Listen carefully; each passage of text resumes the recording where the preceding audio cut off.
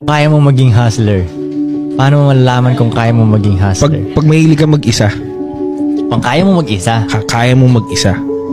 Yung tipong hindi ka masyado naghahanap ng mga kasama, free time mo, ganyan. Tingin ko. Kasi, Pag-control mo sarili mo doon. yun, yung hindi ka masyadong madaling ayain, hindi ka masyadong madaling, ito gawin mo, Kasi sunod ka agad.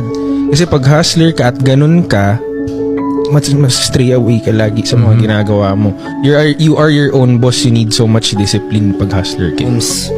Susundin mo sarili mo eh. So kung mabilis ka sumunod sa iba, edi yung business mo susunod sa iba. Parang ganun.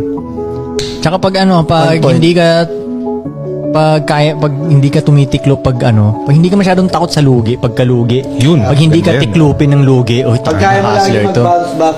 Kasi surbol ang lugi. Oh, sure. Surbol yun, tol. Tandaan Tol, isipin mo. Ilang beses tayo nalugi mula nung dati pa lang, no? Kung ako sa'yo, i-goal mo nga eh.